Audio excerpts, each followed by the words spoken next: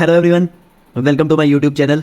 मेरा नाम चिराग है और आज हम बात करने वाले हैं एडीएफ फूड्स के बारे में।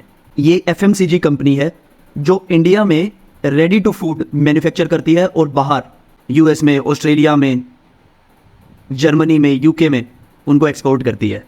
तो आज हम इस वीडियो में इस धंधे के बारे में डिटेल में पढ़ेंगे कि ये धंधा है क्या, मुझे ये धंधा इतना क्यों पसंद है, उन सब रीजंस के बारे में जानने की कोशिश करेंगे। और फाइनली हम बात करेंगे रिस्क के बारे में कि इस तरीके के धंधे में किस तरीके के रिस्क होते हैं और हमें इन्वेस्ट करने से पहले कौन कौन से रिस्क को ध्यान में रखना चाहिए। ये 2 पार्ट की वीडियो सीरीज होने वाली है जिसका दूसरा पार्ट संडे को आएगा। उस दूसरे पार्ट में हम बात करेंगे टेक्निकल्स के बारे में, वैल्यूएशंस के बारे में, और हम बात करेंगे कि मैंने इस स्टॉक में कितनी पोजीशन ली है और नेक्स्ट पोजीशन में कब बनाऊंगा, किस रेट पर बनाऊंगा। तो वो हम नेक्स्ट वीडियो में बात करेंगे। वीडियो शुरू करने से पहले मैं आपको डिस्क्लेमर दे दूं कि ये कोई बाय और सेल रिकमेंडेशन नहीं है, ना ही ये स्टॉक का कोई पिक है। इस वीडियो को सिर्फ रिसर्च और एजुकेशनल पर्पज से आप देखिएगा। हाँ, ये जरूर है कि इस वीडियो को अगर आप ढंग से देखेंगे तो आपको ये आइडिया हो जाएगा कि एफएमसीजी स्टॉक्स को किस तरीके से पढ़ते हैं, क्या क्या इंपॉर्टेंट फैक्टर्स होते हैं जो हमें एफएमसीजी स्टॉक में देखने चाहिए। इस वीडियो को देखने के बाद आप किसी भी एफएमसीजी स्टॉक को और बेटर तरीके से और आसानी से पढ़ पाएंगे। तो चलिए वीडियो स्टार्ट करते हैं। सबसे पहले हम बात करते हैं कि एडीएफ का धंधा क्या है। देखिए, Indian diaspora is the biggest diaspora in the world. जो इंडियंस इंडिया से बाहर जाके काम करते हैं, हर एक देश में, दुनिया के हर एक देश में जाके जो इंडियंस काम करते हैं, that diaspora is biggest in the world. और जब आप इंडिया से बाहर होते हो तो आपको 2 चीज़ों की सबसे ज़्यादा ज़रूरत होती है। पहला इज आपके अपनों का प्यार और दूसरा इज खाना। जी हाँ, एडीएफ का मेन धंधा है ये खाना। जब इंडियंस इंडिया से बाहर जाते हैं तो उनको सबसे बड़ी डिमांड होती है इंडियन खाने की। एडीएफ इंडिया में रेडी टू मेड प्रोडक्ट्स बनाता है और उसको एक्सपोर्ट कर देता है दुनिया के अलग अलग कोनों में। एडीएफ 55 अलग अलग कंट्रीज में अपने प्रोडक्ट्स भेजता है। इनके पास 400 डिफरेंट काइंड ऑफ प्रोडक्ट्स हैं। For example chutney, pickle, dal makhani, matar paneer, chole, rajma, these are ready to eat products. Ready to eat का क्या मतलब है? पानी डालो, गर्म करो और खाना तैयार। तो एडीएफ पिछले 25 साल से 30 साल से ये काम कर रहा है। इनकी 2 मैन्युफैक्चरिंग फैसिलिटी है इंडिया के अंदर, एक तो नदियात गुजरात में और दूसरी नासिक महाराष्ट्र में। यहाँ पर ये मैन्युफैक्चर करते हैं और एक्सपोर्ट करते हैं। उसके बाद इनका एक नया प्लांट आ रहा है सूरत गुजरात के अंदर, जहाँ पर ये टोटली ग्रीनफील्ड एक्सपेंशन कर रहे हैं, अपनी नई लाइन लगा रहे हैं। तो that will be it's 3rd plant. उसके बारे में हम वीडियो में आगे बात करेंगे। जो मोटा मोटा सारा रेवेन्यू आता है, 80% ऑफ द रेवेन्यू, वो सिर्फ इस सेगमेंट से आता है, प्रोसेस्ड फूड की सेगमेंट से। जो बचा हुआ 20% धंधा है वो आता है डिस्ट्रीब्यूशन बिजनेस से। अब डिस्ट्रीब्यूशन बिजनेस क्या है? देखिए, एडीएफ ने कॉन्ट्रैक्ट कर लिया है हिंदुस्तान यूनिलीवर से। यूनिलीवर अपने प्रोडक्ट्स देता है एडीएफ को डिस्ट्रीब्यूट करने के लिए यूएस में, यूके में, जर्मनी में, यूरोप में। तो एडीएफ ने अपने बड़े बड़े वेयर हाउसेज बना रखे हैं यूएस में। इनके पास फिलहाल 2 वेयर हाउसेज हैं। वहाँ पर लिप्टन, नोर सूप्स, रेड लेबल, इस तरीके के ब्रांड्स को वो वहाँ पर रखते हैं। अपने खुद के प्रोडक्ट्स भी रखते हैं और यूएस के अंदर और यूके के अंदर डिस्ट्रीब्यूट करते हैं। This is a low margin business. यहाँ पर सिर्फ 8 से 10% के आसपास मार्जिन इनका बनता है। लेकिन जो प्रोसेस्ड फूड का धंधा है वहाँ पर इनके मार्जिन्स बहुत हाई हैं। ऑलमोस्ट 25, 26 या 30% तक भी इनके मार्जिन चले जाते हैं। ये बात समझनी यहाँ पर बहुत ज़रूरी है कि डिस्ट्रीब्यूशन का बिजनेस इन्होंने अभी शुरू किया है, ज़्यादा साल नहीं हुए हैं। जो इनका मेन बिजनेस है वो प्रोसेसिंग का बिजनेस है, फूड प्रोसेसिंग का बिजनेस है, जहाँ से इनको मैक्सिमम ऑफ द रेवेन्यू आता है। अभी धंधे में डीप डाइव करने से पहले ना हमें जानना होगा कि इनकी कौन कौन सी ब्रांड्स हैं, क्योंकि I will take these names again and again in this video. ठीक है, तो इस पार्ट को जरा ध्यान से देखिएगा। सबसे बड़ी जो इनकी ब्रांड है वो है Ashoka. This is the cash cow for this business. Ashoka is almost 50% of their revenue. Ashoka is targeted towards देसी पीपल। जो इंडियन डायस्पोरा इंडिया से बाहर गई हुई है उनके टेस्ट के हिसाब से इन्होंने अशोका बनाया है और ये बहुत रैपिडली ग्रो कर रही है। ऑलमोस्ट 25-30%, कई बार तो 35% से ग्रो कर रही है पिछले 4-5 साल में। उसके बाद बात करते हैं ट्रूली इंडियन। अब truly Indian brand is focused towards गोरा पीपल। जो अंग्रेज हैं उनकी तरफ फोकस्ड है। उनकी तरफ फोकस कैसे है? पहली बात तो ये प्रीमियम पे बिकती है, मतलब सस्ता नहीं बेचते इस सामान को ट्रूली इंडियन को, वो थोड़ा महंगा करके बेचते हैं इसे। और अंग्रेजों के पैलेट्स के हिसाब से, टेस्ट के हिसाब से इसको डिजाइन किया गया है या मैन्युफैक्चर किया जाता है, यानी स्पाइसेस थोड़ी कम रखी जाती हैं। तो this brand will be targeted towards the foreigners. अब ये ब्रांड इन्होंने अभी शुरू की है, ठीक है। तो अगले 3-4 साल में कंपनी जो मैनेजमेंट क्लेम कर रही है कि this brand can be as big as the Ashoka brand, यानी 250 करोड़ का रेवेन्यू जो अशोका आज कर रहा है शायद ट्रूली इंडियन अगले 4-5 साल में करने लग जाएगी। Let's see if they can do it और नॉट। तीसरी जो इंपॉर्टेंट ब्रांड है वो है सोन। अब ये brand is focused in India for Indians, यानी सोन को ये इंडिया में बेच रहे हैं। अभी आप अमेजोन खोलोगे तो वहां पर आपको सोन के पिकल्स और चटनियां नजर आ जाएंगी। Which are made in olive oil. तो this brand is targeted towards Indian. ये ब्रांड भी इन्होंने अभी अभी शुरू किया है, लेट्स सी इसका रिस्पॉन्स कैसा आता है। उसके बाद नेक्स्ट जो ब्रांड्स आती हैं वो एरोप्लेन और कैमल आती है। अब these brands are focus towards Middle East. यहाँ पर ग्रोथ बहुत ज़्यादा नहीं है, 8 से 10% के आसपास है। वो एक मैच्योर मार्केट है। कंपनी का कैमल पे और एरोप्लेन पे बहुत ज़्यादा फोकस नहीं है, ये 8 से 10% पे ग्रो कर रही है और शायद फ्यूचर में भी इसी परसेंट से ग्रो करती रहेगी, यानी बहुत एग्रेसिव ग्रोथ एरोप्लेन से और कैमल से नहीं आएगी। तो ये है बड़ी बड़ी 5-6 ब्रांड्स जिनका जिक्र मैं बार बार इस वीडियो में करूंगा। अभी हम बात करते हैं कि एफएमसीजी स्टॉक्स को पढ़ते हुए हमारे मेन मेंटल मॉडल क्या होने चाहिए, यानी किस चीज़ के ऊपर फोकस करना चाहिए हम जब भी किसी एफएमसीजी स्टॉक को पढ़ रहे हैं। तो सबसे पहले तो ये बात समझ लीजिए कि FMCG stocks are the easiest stock to study. अगर आप नए हैं इन्वेस्टिंग में तो you should start from FMCG stocks. मैं ऐसा क्यों बोल रहा हूँ कि ये स्टॉक्स समझने सबसे ईजी है, क्योंकि ये प्रोडक्ट्स ना सबने यूज़ किए होते हैं। हमने शैम्पू भी यूज़ किया है, सोप भी यूज़ किया है, हमने रेजर भी यूज़ किए हैं, हमने खाने पीने का सामान भी यूज़ किया है, भुजिया भी खाई है। ये सब चीज़ें समझनी बहुत आसान होती है, तो कस्टमर बहुत जल्दी रिलेट कर सकता है इन कंपनीज से। और जो सबसे इंपॉर्टेंट फैक्टर है इन कंपनीज में वो है वॉल्यूम। हमको फोकस करना है कि वॉल्यूम ग्रो हो रही है या नहीं हो रही है। वॉल्यूम ग्रोथ का क्या मतलब है कि जो एफएमसीजी कंपनीज है वो पिछले साल कितना बेच रही थी या पिछले क्वार्टर में कितना बेच रही थी और आज कितना बेच रही है, नंबर ऑफ आर्टिकल्स कितने हैं, वो किस स्पीड से बढ़ रहे हैं। अगर हमने ये देख लिया तो समझ लो आधी जंग जीत ली। हम कोशिश करते हैं कि फास्ट ग्रोइंग एफएमसीजी कंपनी को देखें, जो कंपनीज अपनी वॉल्यूम्स एटलीस्ट 15 से 20% से ग्रो कर रही हो। फिर वैल्यू ग्रोथ आ जाती है, यानी आज के दिन में शैम्पू 100 रुपये का बिकता था, थोड़े दिन के बाद 150 रुपीज़ का बिकने लग जाएगा। तो वो वैल्यू ग्रोथ है, ठीक है। वो इन्फ्लेशन के साथ होगी, कंपटीशन के अकॉर्डिंग होगी, वो फ्लक्चुएट करती रहती है। लेकिन वॉल्यूम्स आर इंपॉर्टेंट। कितने लोग आपके प्रोडक्ट्स ले रहे हैं, पहले कितने ले रहे थे और आज कितने ले रहे हैं, उसमें ग्रोथ है या नहीं है। तो सबसे इंपॉर्टेंट फैक्टर ये होता है किसी भी एफएमसीजी स्टॉक को पढ़ते हुए। एफएमसीजी स्टॉक्स के बारे में एक बात और समझिए कि ये बिजनेस ना बहुत ज्यादा डीपली सिक्लिकल बिजनेस नहीं है। जैसे हमने केमिकल में देखा या स्टील में देखा, वो स्पेसिस बहुत ज्यादा सिक्लिकल है, यानी मार्जिन्स बहुत ज्यादा फ्लक्चुएट करते हैं, वॉल्यूम्स बहुत ज्यादा फ्लक्चुएट करती हैं। लेकिन इस स्पेस में फ्लक्चुएशन इतनी ज्यादा नहीं है, तो वी कैन से कि साइकिल्स इतना बड़ा पार्ट प्ले नहीं करती। आप ये नहीं देखेंगे किसी एफएमसीजी कंपनी के कि मार्जिन्स आधे हो गए किसी कंपनी के, ऐसा फेज इन कंपनीज में बहुत कम आता है। तो हमें जो मेन ध्यान रखना होता है वो वॉल्यूम्स के ऊपर ही ध्यान रखना होता है।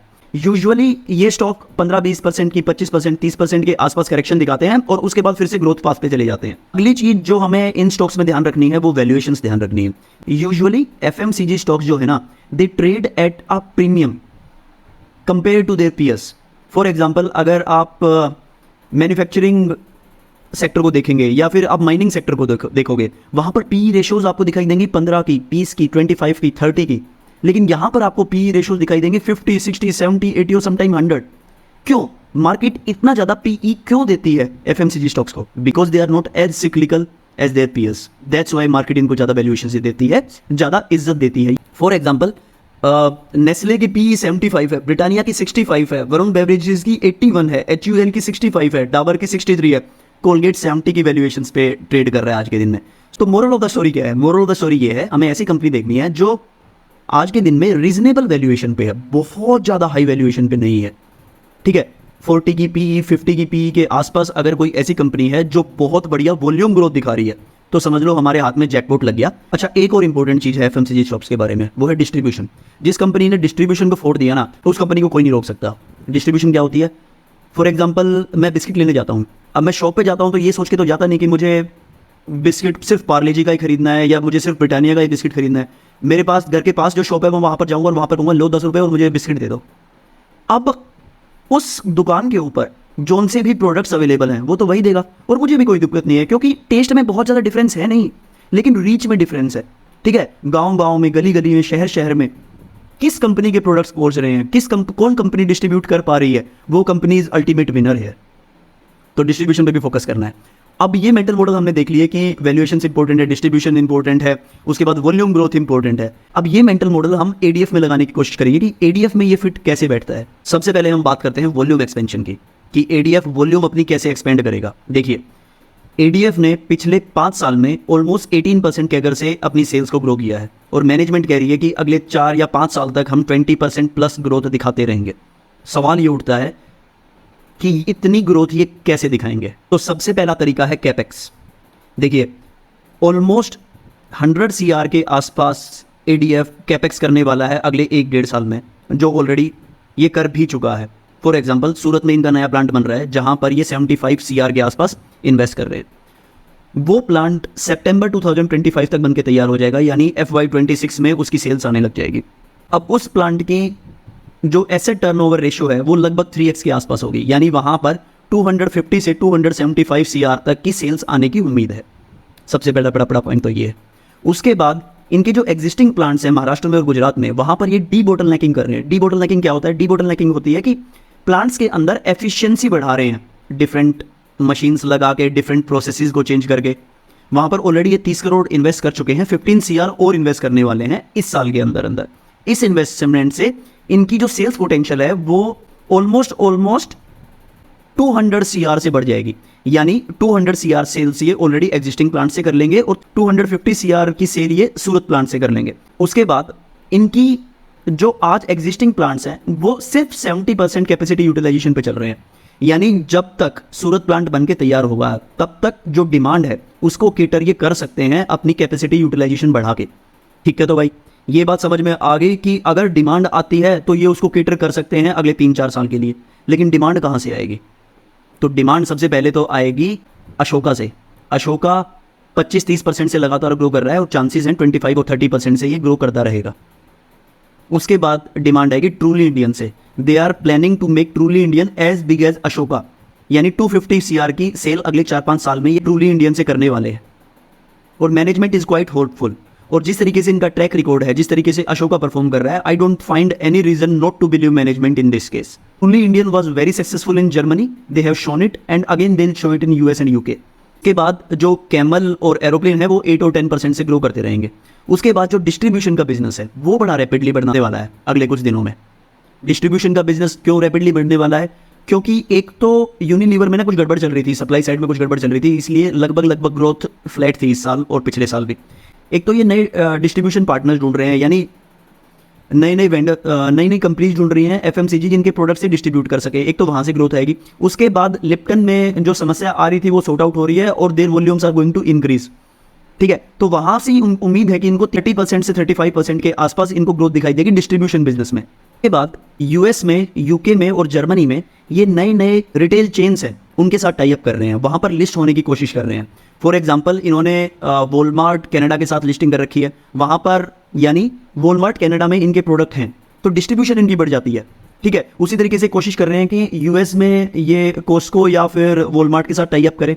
इनका यूके कोस्को के साथ ऑलरेडी टाई अप है। जर्मनी में इनके पास 1500 स्टोर्स हैं, यूके में इनके पास लगभग 600 स्टोर्स हैं और यूएस में भी लगभग 300 स्टोर्स हैं। तो जैसे जैसे ट्रूली इंडियन की डिस्ट्रीब्यूशन बढ़ेगी ना वैसे वैसे सेल्स भी बढ़ने लग जाएगी। और मैनेजमेंट वाज क्वाइट होपफुल कि अगले 3-4 क्वार्टर में कोई बड़ी न्यूज़ भी आ सकती है। और डिमांड कहाँ से आएगी? और डिमांड आएगी ज्योग्राफिकल एक्सपेंशन से। देखिए, मैनेजमेंट ने एक बहुत बड़ा डिसीजन लिया है पिछले 2-3 साल में, जो शायद ADF को मेक और ब्रेक सिचुएशन में ले आएगा, वो है इंडिया में इन्वेस्ट करना। They have launched a brand called Soul in India. ठीक है, अभी के टाइम पे ये ब्रांड फोकस करती है नीश कस्टमर्स पे, खासकर जो मिलेनियल्स हैं उनके ऊपर। ये ओलिव ऑयल में बना हुआ अचार और चटनियाँ बेचते हैं। फिलहाल अमेजोन पे इनके प्रोडक्ट्स अवेलेबल हैं, वहाँ पर जाके देख सकते हो। बहुत प्रीमियम प्रोडक्ट हैं, यानी बहुत मास मार्केट के लिए फोकस नहीं कर रहे, ये सिर्फ फोकस कर रहे हैं बहुत नीश जो हेल्थ कॉन्शियस मिलेनियल्स हैं उनके ऊपर फोकस कर रहे हैं। अमेजोन पे, बिग बास्केट पे, फ्लिपकार्ट पे, इन सब पे इनके प्रोडक्ट्स अवेलेबल हैं, आप जाके वहाँ पर रिव्यूज भी पढ़ सकते हैं इनके। तो मैनेजमेंट का गेम प्लान है कि इंडिया में आहिस्ता आहिस्ता अपने पैर फैलाए जाए। अब इंडिया में मास मार्केट में कंपटीशन बहुत ज़्यादा है, सारी ही कंपनियां तो रेडी टू ईट प्रोडक्ट्स बना रही हैं। ITC बना रही है, हल्दीराम बना रही है, मैकेन फूड्स बना रहे हैं। तो इन सब कंपनियों के साथ बहुत ज़्यादा कंपटीशन ना हो, इसीलिए इन्होंने सिर्फ फोकस करने की कोशिश की है प्रीमियम सेगमेंट पर। और इनका प्लान है कि 100 CR के आसपास हम सेल कर देंगे अगले 3 से 4 साल के अंदर अंदर। 2025 में इनका प्लान है 30 CR की सेल करने का। In such a big market like India 30 CR और 100 CR की sale, I don't think it will be a problem. लेकिन असली समस्या आएगी उससे ऊपर स्केल अप करने में। लेट्स सी कि कंपनी 100 CR को 1000 CR बना पाती है या नहीं बना पाती इस कॉम्पिटिटिव एनवायरनमेंट में। उसकी बात हम रिस्क में भी करेंगे। अगले रीजन की बात करें तो जिस वजह से मुझे ये कंपनी बहुत ज़्यादा पसंद है वो है multi year industrial tailwinds of ethnic food in India. यानी जो एथनिक फूड इंडिया से एक्सपोर्ट होता है that is around $70 billion industry right now and that is set to grow by 12% for next 5 to 10 years। यानी this industry in itself is a very rapidly growing industry. और ADF food already इस industry में 30 साल से है, यानी ADF food can leverage their position right now. अगर आप थोड़ा बहुत भी अबाव एवरेज परफॉर्म करते हैं ना इस इंडस्ट्री में, तो 20% की ग्रोथ तो आ ही जानी चाहिए, क्योंकि पूरी इंडस्ट्री लगभग 12% से ग्रो करेगी। तो इस वजह से भी मुझे ऐसा लगता है कि इंडस्ट्री की जो टेल विंड्स है उसका फायदा डायरेक्टली एडीएफ को मिलेगा। अब अगले बड़े रीजन की बात करते हैं, ग्रोथ विदाउट डेट। कंपनी के ऊपर ऑलमोस्ट कोई भी डेट नहीं है, डेट से फालतू तो उनके पास कैश पड़ा है, यानी this company is growing without debt. इस तरीके की कंपनी मुझे हमेशा पसंद आती है। उसके बाद इनकी डिविडेंड पे आउट रेशो बहुत बढ़िया है, यानी शेयर धारक हैं उनको डिविडेंड लगातार देते रहते हैं। बहुत सारी कंपनीज हैं जैसे इनके कॉम्पिटिटर्स हैं टेस्टी बाइट्स, वो डिविडेंड देते ही नहीं है, लेकिन ये लगातार 20%, 25%, 30% के आसपास का डिविडेंड लगातार दे रहे हैं। उसके बाद जो इनके प्रोमोटर हैं बिमल ठाकर, उनके ऊपर भी पैसा लगाने में मैं थोड़ा कंफर्टेबल महसूस कर रहा हूँ। Actually the Thakkar family went through a very ugly स्पैट in 2015 to 2018। उस समय बिजनेस की बुरी हालत थी, लेकिन आफ्टर दैट प्रोमोटर्स स्प्लिट हो गए और ये सारा धंधा बिमल ठक्कर जी के पास आ गया। अब उनकी बातें सुन के और उनकी स्ट्रेटेजी देख के और उनका पिछले 5 साल का ट्रैक रिकॉर्ड देख के मुझे ऐसे लगने लगा है कि he is a strong businessman and he is the dedicated player to take his company to the higher levels. मुझे ऐसा लगता है कि इस जॉकी के ऊपर पैसा लगाया जा सकता है, तो वहाँ पर भी मुझे एक बेटर फीलिंग आती है। ठीक है, उसके बाद हम बात करेंगे वारंट्स की। अब कोविड के टाइम पे प्रोमोटर्स को पैसे की जरूरत थी, क्योंकि कोविड के टाइम पे तो आपको पता है सारी बिजनेसेस की हवा टाइट हो गई थी, तो इन्होंने पैसे रेज करने के लिए वारंट्स रेज किए थे 350 रुपीज़ के आसपास। अब देखिए उस समय स्टॉक की कीमत बहुत कम थी, आई थिंक 150 या 200 के आसपास स्टॉक हो रहा होगा। तो जब भी कोई प्रोमोटर हायर रेट पर वारंट्स इशू करता है तो that is a positive thing, कि वो होपफुल है कि कंपनी इस रेट पर तो पहुंच ही जाएगी। हालांकि अभी तक कंपनी ने 350 का लेवल अचीव किया नहीं है, लेकिन दिस शोज की management is quite bullish about their own company. अगला रीजन आता है वैल्यूएशंस। अब वैल्यूएशंस की डिटेल में हम बात नेक्स्ट वीडियो में करेंगे, लेकिन इस वीडियो में मैं आपको बता दूं कि इनकी पीई सिर्फ 40 के आसपास है। अब 40 के आसपास PE for a stock that may grow by 20% consistently for next 4 to 5 years is a low multiple. ठीक है, यानी हमें अगर ये 20% से लगातार ग्रो करते रहेंगे अगले 4-5 साल में, तो I think market should reward them. Market को इनकी री-रेटिंग करनी चाहिए। तो वैल्यूएशन कंफर्ट आज के दिन में स्टॉक में नजर आता है, इसलिए भी स्टॉक में मैं बहुत ज़्यादा इंटरेस्टेड हूँ। अब लास्ट रीजन पे आते हैं। देखिए आप सभी लोग सोच रहे होंगे कि इन्होंने डिस्ट्रीब्यूशन का धंधा क्यों शुरू कर दिया, वहाँ पर मार्जिन 8 से 10% है। वैसे अगर ये अपने प्रोसेस्ड फूड में रहते तो वहाँ पर 25 से 30% के आसपास भी मार्जिन बना लेते हैं। तो देखिए उसका रीज़न ये है कि जब ये HUL जैसी बड़ी कंपनी की डिस्ट्रीब्यूशन करते हैं ना, तो ये अपने प्रोडक्ट को भी HUL के साथ डिस्ट्रीब्यूट कर सकते हैं अलग अलग कंट्रीज़ में। तो डिस्ट्रीब्यूशन कॉस्ट जो है ना वो शेयर हो जाती है। फॉर एग्जाम्पल इनको लिप्टन टी या नोर सूप बेचना है, ठीक है, वो वॉलमार्ट में प्रोडक्ट रखा जाना है, तो वॉलमार्ट से मैनेजमेंट टच में आ गई। ठीक है, they can push through their own product also. There may be a synergy between their own product and the product they are distributing. ठीक है, तो डिस्ट्रीब्यूशन का फायदा इनको इस तरीके से मिल सकता है। तो इसीलिए मैनेजमेंट कोशिश कर रही है कि डिस्ट्रीब्यूशन का बिजनेस ले। Due to the distribution business इनकी जो ओवरऑल डिस्ट्रीब्यूशन थी एडीएफ फूड की, वो भी तो कम आ रही है। तो मार्जिन प्रोसेसिंग ऑफ फूड में थोड़े और ज़्यादा नजर आने लग जाते हैं हमको। तो डिस्ट्रीब्यूशन का बिजनेस इतना भी बुरा बिजनेस नहीं है इनके लिए इस सिनारियो में। अब बात कर लेते हैं रिस्क के ऊपर। तो सबसे बड़ा जो रिस्क मुझे इस कंपनी में नजर आता है वो ये है कि इन्होंने इंडिया में एंटर कर तो लिया, पर क्या ये अपने पैरों पे कुल्हाड़ी तो नहीं मार रहे हैं। देखिए बिजनेस में जब आप डिसीजंस लेते हो ना इंडिया में एंटर करने का, तो इसका मतलब आप जो पैसा कहीं और इन्वेस्ट करने वाले थे वो पैसा आपने इन्वेस्ट कर दिया आज इंडियन बिजनेस के अंदर। There is a opportunity cost attach to every decision.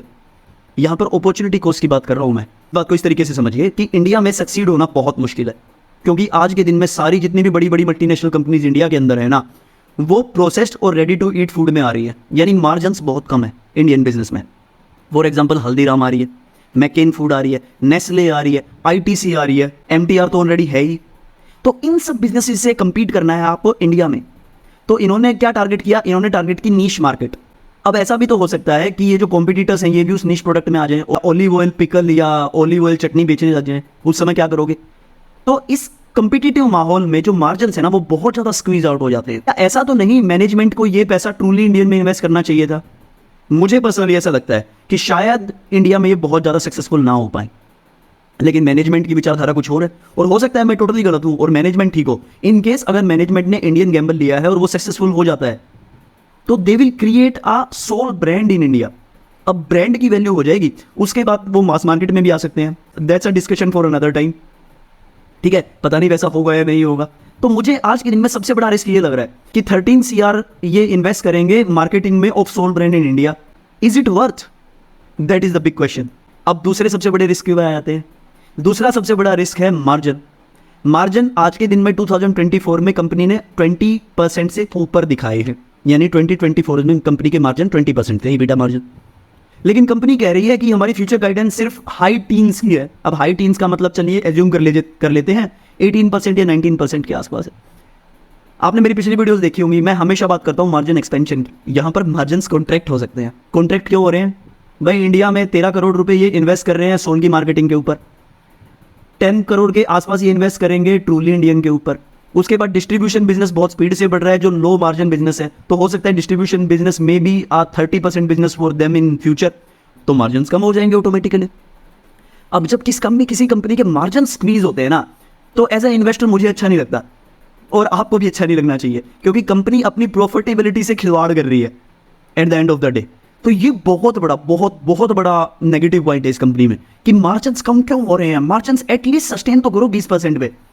Mark my words, अगर कंपनी 20% पे सस्टेन कर जाती है, जो ये कर सकते हैं, ऐसा नहीं है बिल्कुल नहीं कर सकते, क्योंकि ट्रूली इंडियन ब्रांड जो होगी वो थोड़ा सा ज़्यादा मार्जिन एक्रेटिव होगी इनकी, ठीक। और अगर इन्होंने कर दिया 20% प्लस सेल से grow with 20% plus margin, market is going to reward them handsomely.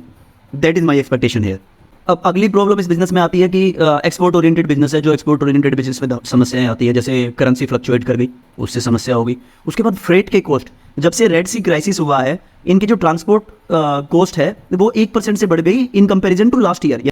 इस तरीके की समस्या जब आप इंडिया में बनाकर इंडिया में बेच रहे होते हो तो नहीं आती, ठीक है। उसके बाद कहीं पर लड़ाई होगी जब समस्या है। उसके बाद हम यूएस जैसी मार्केट में हैं जहाँ पर लिटिगेशन कॉस्ट बहुत ज़्यादा है। फॉर एग्जाम्पल, थोड़े दिन पहले इनके पैकेट में एक वोम निकल आया था, कंज्यूमर ने इन पे सू कर दिया और इनको out of the court settlement करनी पड़ी। अब इस तरीके की समस्याएं बहुत है जब एक्सपोर्ट बिजनेस में आता है, और उस तरीके की समस्याएं can bring contingent liabilities to your business.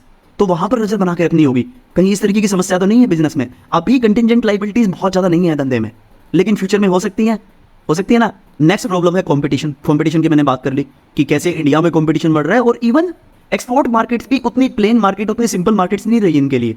अब आप अगर यूएस के किसी चेन में चले जाओगे, वहां पर आपको हल्दीराम के प्रोडक्ट्स भी दिखेंगे, MTR के प्रोडक्ट्स भी दिखेंगे, और बहुत सारी नई लोकल इंडियन ब्रांड्स दिखाई देंगी। तो कंपटीशन इतना प्लेन एंड सिंपल नहीं है एक्सपोर्ट मार्केट्स में भी। इंडियन मार्केट तो कॉम्पिटिटिव है ही है। अगली प्रॉब्लम इस बिजनेस में है कि फैमिली रन बिजनेस है, समस्याएं कभी भी आ जाती हैं।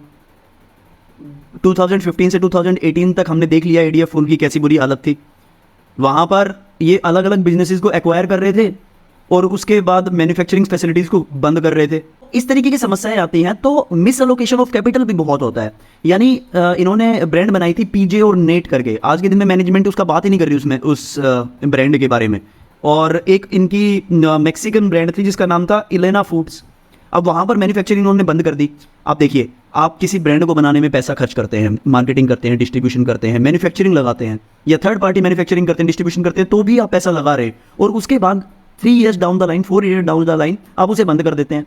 That is miss allocation of capital. हमें इन चीज़ों के ऊपर बहुत ज़्यादा ध्यान देना होता है इस तरीके की कंपनीज में।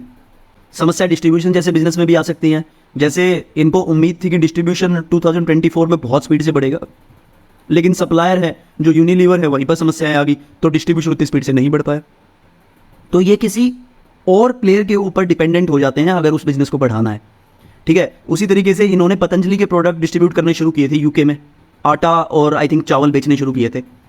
अब वो ये रैंप डाउन कर रहे हैं, पतंजलि से इन्हें नापा तोड़ दिया है, वो प्रॉफिटेबल नहीं रहा। बिजनेस में ऐसे डिसीजन लेने पड़ते हैं, ठीक है। तो वो समस्याएं भी हो सकती हैं इस बिजनेस में। तो इस तरीके की समस्याओं पर ध्यान रखना पड़ेगा अगर हम इस कंपनी में इन्वेस्ट कर रहे हैं, तो बहुत तीखी नज़र बना के रखनी पड़ेगी हमें। तो ये सब इंपॉर्टेंट पॉइंट्स थे कि मैं इस स्टॉक में क्यों इन्वेस्ट कर रहा हूँ और क्या रिस्क है इस कंपनी में, और धंधा क्या है, ये सब मैंने आपको डिटेल में बताया। अब नेक्स्ट वीडियो में मैं टेक्निकल्स की बात करूँगा, बहुत इंपॉर्टेंट वीडियो होने वाली है। अगर वो वीडियो संडे तक आ जाएगी, उस वीडियो को जरूर देखिएगा। वैल्यूएशन की बात करूँगा, और मैं इस स्टॉक में कहाँ कहाँ इन्वेस्ट कर चुका हूँ और कहाँ कहाँ इन्वेस्ट करूँगा उसके बारे में बताऊँगा। नेक्स्ट वीडियो मिलेंगे, तब तक के लिए मेहनत करते रहिए, पढ़ते रहिए, रिसर्च करते रहिए। गारंटी आपको सफलता मिलेगी। स्टॉक मार्केट इतनी भी मुश्किल नहीं है। Bye bye.